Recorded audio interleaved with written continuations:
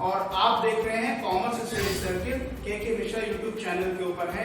हम लोग इस लेक्चर में कंपनीज एक्ट के बारे में पढ़ने वाले हैं बेसिकली, जो कि बीकॉम सेकेंड ईयर स्टूडेंट के लिए बहुत हद तक रेलेवेंट है और ये उनके एग्जामिनेशंस में काफी हद तक ये चैप्टर उनको मदद करेगा और एक क्वेश्चन 20 मार्क्स का उनके एग्जामिनेशन में पूछा जाएगा।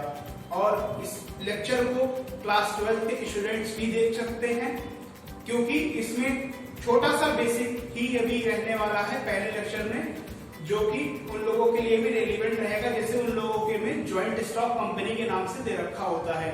इसमें कंपनी का फॉर्मेशन कैसे करते हैं, किस किस तरीके की कंपनीज होती हैं, क्या क्या कंपनी बनाने में फॉर्मेलिटीज होती है, क्या क्या रजिस्ट्रार के सामने सारा का सारा काम करना पड़ता है, तो ये सारी की सारी चीजें जो है उसमें आएंगी। ठीक है, तो हम लोग इस सेशन को आगे कंटिन्यू करते हैं। Let's get started. तो दोस्तों आइए स्टार्ट करते हैं कंपनीज एक्ट का छोटा सा सफर। आइए देखते हैं। तो इसमें आप लोग देखेंगे इंट्रोडक्शन टू कंपनीज, यानी कि कंपनीज किस तरीके के क्या क्या इसके फीचर्स होते हैं, किस किस तरीके से कंपनी वर्क करती है, तो ये सारी की सारी चीजें इसमें हम लोग देखेंगे। तो सबसे पहला जो हम लोगों का टॉपिक है वो हम लोग का टॉपिक है फीचर्स ऑफ कंपनी, यानी कि कंपनी के भैया क्या क्या फीचर्स होते हैं, यानी कि कंपनी के क्या क्या हमारे जो है फीचर्स हैं, कंपनी किस तरीके से वर्क करती है, कंपनी में क्या क्या चीजें आती हैं, किस किस तरीके से काम होता है, तो वो सारी की सारी चीजें हम लोग इसमें देखेंगे। कंपनीज एक्ट के फीचर्स आइए देखते हैं।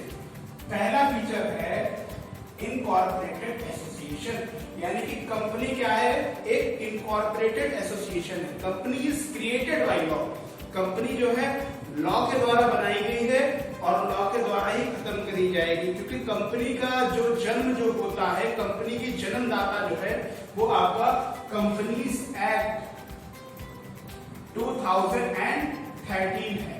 ओके, तो कंपनी एक्ट 2013 जो है वो आपको कंपनी को जन्म देता है। कंपनी एक इनकॉर्पोरेटेड फ्रीडम एसोसिएशन है, ठीक है, जो कंपनी को बनाती है।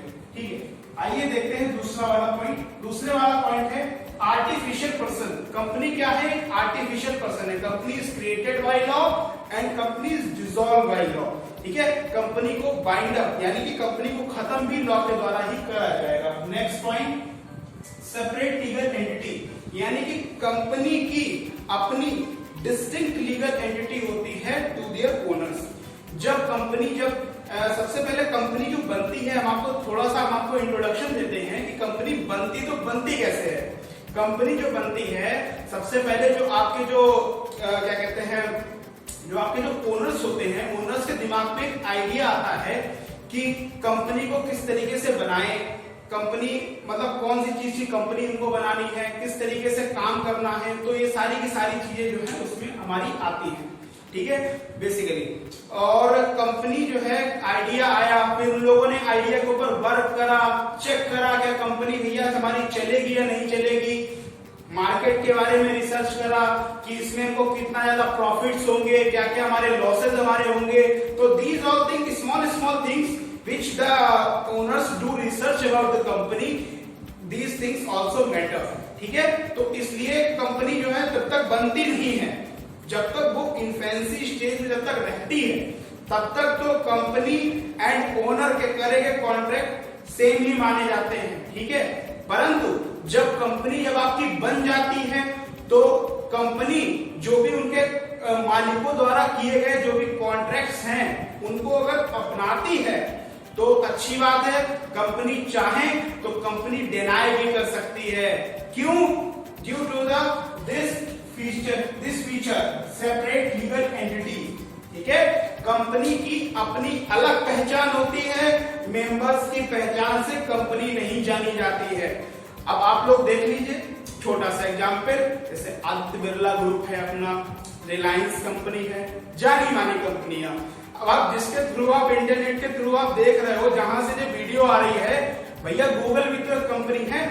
गूगल भी क्या अपने मालिकों द्वारा जानी जाती है? नहीं, गूगल अपने आप में ब्रांड है। ठीक है, तो आप जिस फोन में आप देख रहे हो वन प्लस, रियलमी, जो भी Xiaomi के फोन में आप लोग देख रहे हो, वो भी तो एक कंपनी है ना, उनके मालिकों के नाम से तो नहीं जानी जाती। ठीक है, तो कंपनी अपने आप में ही एक उसकी मूलभूत आधार, उसका जड़ उसकी होती है, और कंपनी अपने नाम से ही जानी जाती है। ठीक है, कंपनी भी एक सिटीजन ऑफ इंडिया के जो भी उसके क्या कहते हैं, जो भी उसके मतलब राइट्स जो भी हैं, सारे के सारे राइट्स इंजॉय करती है। ठीक है, चौथे वाले पॉइंट में हम लोग चलते हैं। चौथा वाला पॉइंट है परपेचुअल सक्सेशन। परपेचुअल सक्सेशन क्या बताता है? परपेचुअल सक्सेशन बेसिकली हम लोगों को ये बताता है कि कंपनी जो है निरंतर चलती रहेगी। इन शॉर्ट, कंपनी का सूरज कभी भी डूबेगा नहीं। अब हम इसको थोड़ा सा आप लोगों के लिए थोड़ा सा सिंप्लीफाई करते हैं। आप लोगों ने एक छोटा सा लाइन, आप लोगों ने राइमिंग आप लोगों ने पढ़ी होगी, द मेन में गो, the men may come, but the valleys go forever. यहाँ पे वैली को हम हटा के कंपनीज गोज फॉर एवर करते हैं। कैसे करते हैं? द मेन में गो, the men may come, but the companies goes forever. हमारा इससे कहने का अभिप्राय ये है कि कंपनी जो है उनके मेंबर्स आते हैं, उनके मेंबर्स जाते हैं, पर कंपनी जो है निरंतर चलती ही रहती है। जैसे कि छोटा सा एग्जांपल क्या वो रहेगा? अब जैसे देखिए, आपकी टाटा जो ग्रुप है, टाटा ग्रुप किसने स्टार्ट करा था? जमशेद लाल जी टाटा ने स्टार्ट करा था। ठीक है, जीआरडी टाटा जिन्हें कहते हैं। तो आज उनको संभाल कौन रहा है? रतन टाटा जी संभाल रहे हैं। ठीक है, तो ये सब चीजें क्या है, ये इस चीज को दिखाती हैं कि उनके मालिक, उनके जो ओनर्स हैं, वो भी इस दुनिया में है या नहीं है, उससे कोई फर्क नहीं पड़ता। लेकिन कंपनी के वर्चस्व पे कोई भी वो फर्क चीज नहीं डालती है। ठीक है, द मेन में गो, the men may come, but the company goes forever. Okay, चलिए अब हम लोग नेक्स्ट वाले पॉइंट की तरफ चलते हैं, सेपरेट प्रॉपर्टी। भैया कंपनी जो है, कंपनी अपने नाम के ऊपर प्रॉपर्टी को रजिस्टर करा सकती है। कंपनी अपने नाम के ऊपर कॉन्ट्रैक्ट पे साइन कर सकती है। तो कंपनी की मैंने आपको क्या बताया था कि कंपनी जो भी सिटीजन ऑफ इंडिया के जो भी राइट्स हैं वो तो एंजॉय करेगी ही करेगी। बस कंपनी क्या है, जिंदा इंसान नहीं है, जैसे हम लोग जिंदा इंसान है। ठीक है, कंपनी में जिंदा इंसान नहीं, बाकी लॉ की नजर में कंपनी एग्जिस्ट करती है। कंपनी की अपनी सेपरेट लीगल एंटिटी होती है। चलिए हम लोग चलते हैं नेक्स्ट वाले पॉइंट की तरफ, कॉमन सील। कॉमन सील जो है बच्चे, कॉमन सील एक तरीके का, जैसे हम लोगों का जो फिंगरप्रिंट जो होता है, जो फिंगरप्रिंट हम लोग जो थंब जो इंप्रेशन जो देते हैं, उसको हम लोग कॉमन सील की तरह कह सकते हैं। ठीक है, जैसे इसकी बात, जैसे थंब इंप्रेशन की जो बात हमने करी, या जो भी इंप्रेशन जो भी हाथ का जो भी हमारा रहता है, वो कॉमन सील एक तरीके से रहता है, या हमारे सिग्नेचर।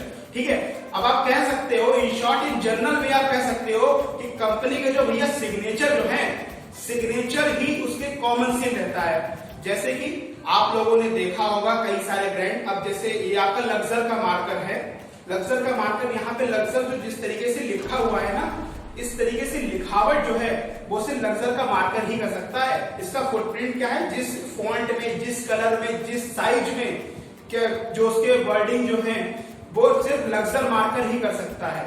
और भी कई सारे ब्रांड्स हैं, जैसे कि आपका वन प्लस हो गया। वन प्लस में क्या है, वन जो है ऐसे करके बॉक्स में ऐसे करके आता है। आपका यूट्यूब का हो गया, यूट्यूब का ऐसे करके आता है। ठीक है, तो ये क्या है बेटा, ये कंपनी के अपने अपने लोगोज हैं, ये कंपनी की अपनी अपनी फुटप्रिंट्स हैं।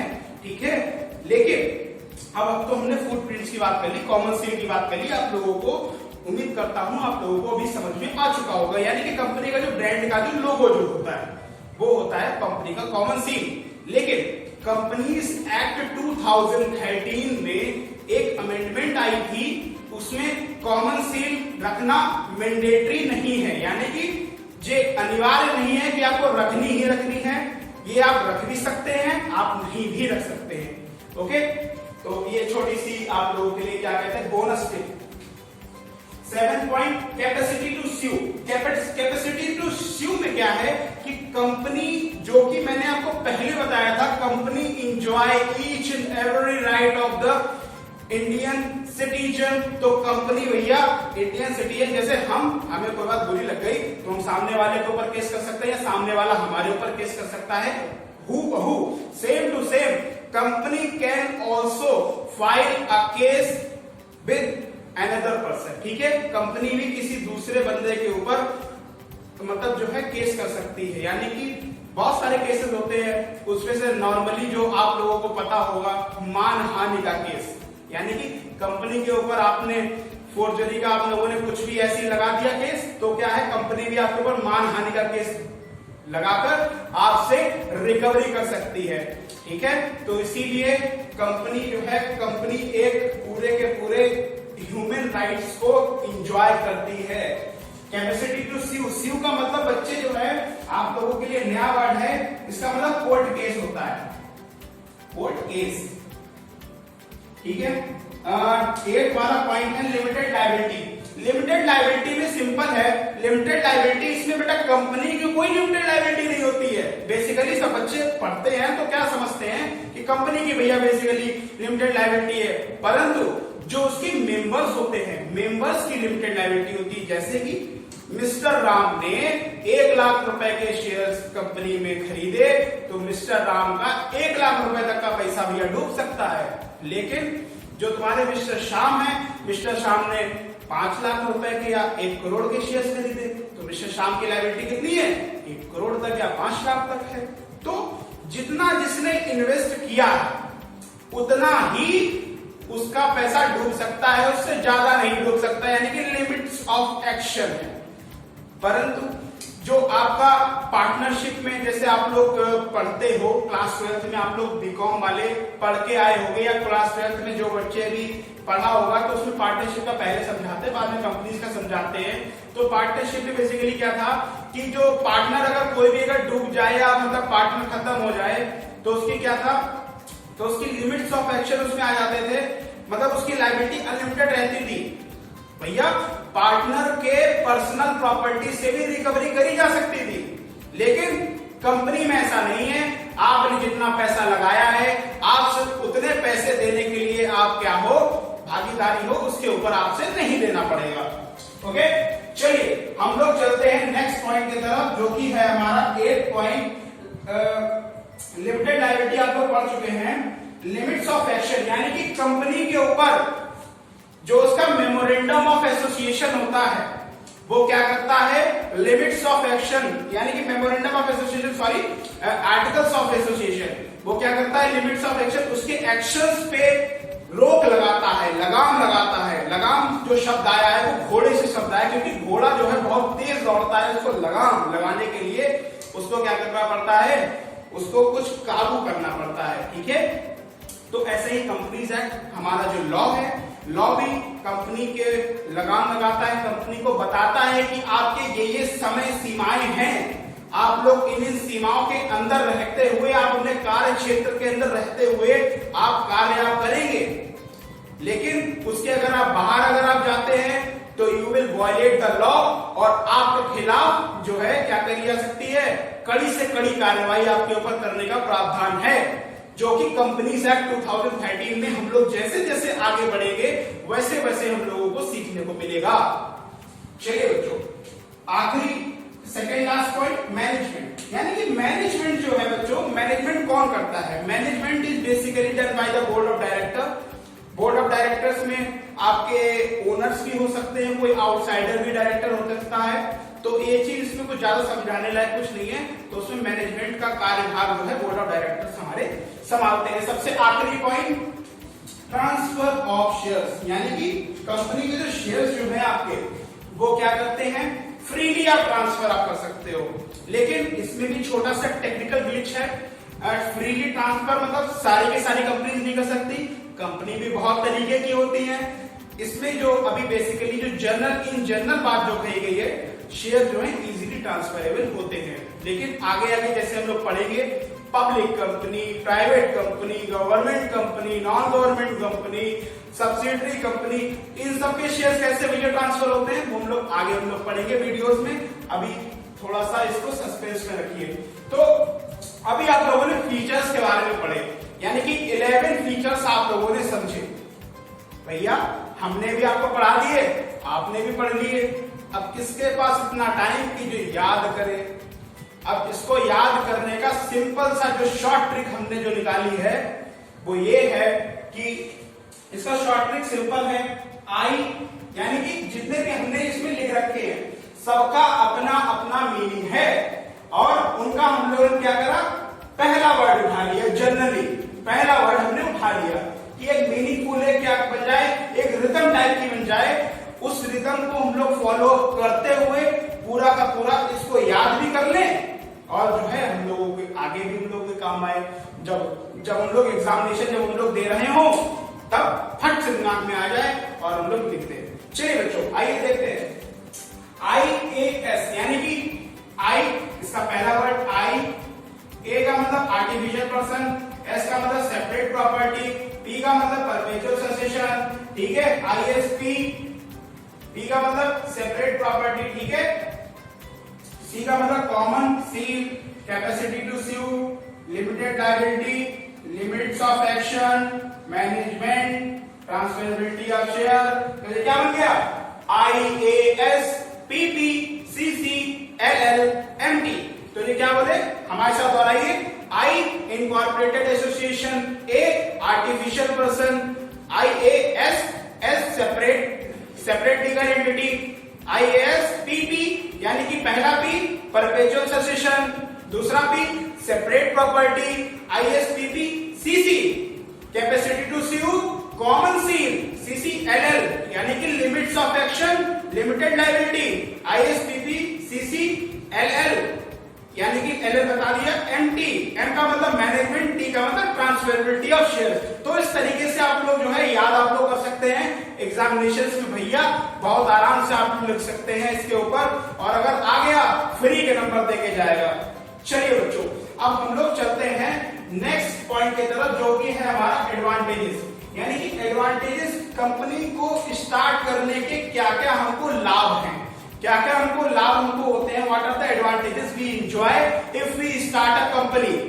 ठीक है, पहला है परपेचुअल सक्सेशन जो कि हम बता चुके हैं, the main may come but the companies goes forever, यानी कि आदमी आते हैं इंसान जाते हैं परंतु कंपनी जो है निरंतर चलती रहती है, अपनी प्रवाह धारा में चलती रहती है, यानी कि कंपनी की मूलभूत जड़ें किसी भी इंसान के एग्जिस्टेंस से होने या ना होने पे कोई भी प्रभाव नहीं डालती है।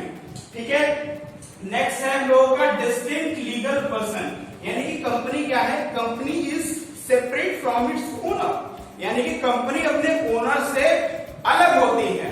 ठीक है, public issue, company can issue public issue, क्या पब्लिक इशू का मतलब ये होता है यानी कि कंपनी पब्लिक से शेयर्स मंगा सकती है, डिवेंचर्स मंगा सकती है, कंपनी पब्लिक से पैसा उठा सकती है, इन शॉर्ट ऐसे। ठीक है, हम यहाँ पे लिखे देते हैं शेयर्स, डिवेंचर्स, ETC, यानी कि बहुत तरीके से मतलब होते हैं वो, जैसे जैसे हम लोग आगे हम लोग लेक्चर्स में बढ़ेंगे वैसे वैसे आप लोग सीखते जाएंगे कंपनी किस किस तरीके से भैया पैसा मांग सकती है। ठीक है, कैसे कैसे उसकी झोली में पैसा गिर सकता है। Last but not the least limited liability, यानी कि कंपनी जो है कंपनी की लायबिलिटी लिमिटेड नहीं होती है, मेंबर्स की लायबिलिटी लिमिटेड होती है। देखो ये होती है गलतियां छोटी छोटी, लिमिटेड लायबिलिटी लिख दिए भैया, क्या है आप लोग क्या लगा कि भैया कंपनी की लायबिलिटी लिमिटेड है, ऐसा ना है भैया, कंपनी की लायबिलिटी लिमिटेड नहीं है, खाली मेंबर्स की लायबिलिटी क्या है, लिमिटेड है। ठीक है, मेंबर्स के लिए करेक्ट का साइन बना हुआ है परंतु कंपनी के लिए ना बना हुआ है। चलिए नेक्स्ट जो पॉइंट है हम लोगों का एडवांटेजेस हम लोगों ने देख लिए। देखिए हर चीज के एडवांटेजेस होते हैं तो भैया उसके डिसएडवांटेजेस भी होते हैं। ठीक है, हर सिक्के के दो पहलू होते हैं। पहला लीगल फॉर्मेलिटीज, भैया बहुत लंबी लीगल फॉर्मेलिटीज है, इतना बाइक कंपनीज एक्ट आपको दे रखा है, आपको बहुत सारी लीगल फॉर्मेलिटीज आपको क्या करनी पड़ती है, फॉर्म करनी पड़ती है। भैया सबसे पहले जो है दिमाग में आइडिया लाओ, फिर उसकी फीजिबिलिटी करो, फिर बहुत सारे काम करो, फिर जो है फिर उसके जो बहुत सारे पेपर्स उसके होते हैं, लीगल फॉर्मेलिटीज होती हैं, MOA बनाओ, AOA बनाओ, रजिस्ट्रार के पास उसकी फीस जमा करो, फिर उसका नाम उसका सोचो, बहुत सारी लीगल फॉर्मेलिटीज जो है जब हम लोग जैसे जैसे हम लोग आगे लेक्चर्स में बढ़ेंगे वैसे वैसे हम लोग जो सीखते चले जाएंगे। ठीक है, तो लीगल फॉर्मेलिटीज आर लॉन्ग, जिससे हम लिखे दे रहे हैं, जिससे आप लोगों को याद आपको रहे। अगला क्या है, लॉस ऑफ प्राइवेसी, यानी कि प्राइवेसी का भैया जहां पे एक बंदा एक के कान में बात रहेगी, 100 बंदे 100 के कानों में बात रहेगी। ठीक है, तो भैया प्राइवेट जो उसकी प्राइवेसी जो उसकी होती है, प्राइवेसी के नाम पे कंपनी के पास कुछ भी नहीं होता है। जो भी वो अपनी सीक्रेसी मेंटेन करती है या जो भी चीज है उसकी भैया वो सारी की सारी पेटेंट, कॉपीराइट, ट्रेडमार्क से होती है। बाकी कॉपी तो सब चीज हो जाती है।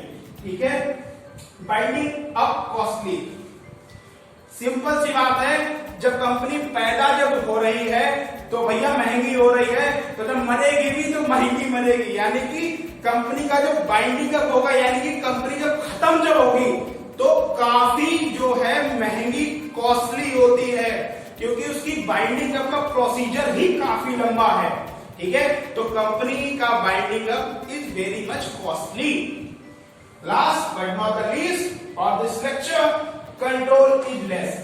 भैया ये क्या छोटकू सी बात बोल के चले गए। कंट्रोल इज लेस का मतलब क्या है कि कंपनी में जो उसके बोर्ड ऑफ डायरेक्टर्स होते हैं, कोई भी चीज को पारित करने के लिए, किसी भी रूल को पारित करने के लिए उन लोगों को, जितने भी उनके मेंबर्स, जितने भी उनके शेयर होल्डर्स होते हैं, सबसे उनको क्या लेनी पड़ती है, परमिशन उनको लेनी पड़ती है इन रिटर्न। ठीक है, तो कंपनी का जो कंट्रोल जो आ जाता है बोर्ड ऑफ डायरेक्टर्स के हाथों में लेस आता है। ठीक है, क्योंकि वो लोग, मानता हूं कि वो लोग मेंबर्स वो लोग होते हैं, वो लोग बड़ी ऑर्गेनाइजेशन के बड़े अधिकारी होते हैं, लेकिन उन लोगों के पास कंट्रोल लेस होता है। क्यों? क्योंकि कंट्रोल जो लेस जो आता है वो आपका वोटिंग पावर, यानी कि किसी के पास वोटिंग पावर ज्यादा है, किसी के पास वोटिंग पावर कम है, तो उस तरीके से जो है क्या होता है, कंट्रोल जो है क्या हो जाता है, डिवाइड हो जाता है, विभाजित हो जाता है। तो बच्चों इस लेक्चर में हम लोगों ने फीचर्स के बारे में देखा, कंपनी के क्या क्या फीचर्स हैं, कंपनी के क्या क्या एडवांटेजेस हैं, कंपनी के क्या क्या डिसएडवांटेजेस हैं, उसके बारे में हम लोगों ने देखा। तो वीडियो भी काफी भी लंबी भी हो रही होगी, तो हम लोग इस वीडियो को भी यहीं पे एंड करते हैं। अगर आप लोगों ने यहां तक वीडियो देखी है तो इस वीडियो को एक लाइक दें और अपने मित्रों के साथ, अपने प्रियजनों के साथ इस वीडियो को शेयर करें। आपको लगता है कि अगर इस वीडियो से किसी को वैल्यू मिल रही है तो इस वीडियो को शेयर करें। शेयर करेंगे तो हमें एक इंटरनल मोटिवेशन की तरह मिलेगा और ये वीडियो काफी, आपको उम्मीद करता हूं वैल्यू आपको देके जाएगी। धन्यवाद, जय हिंद, वंदे मातरम।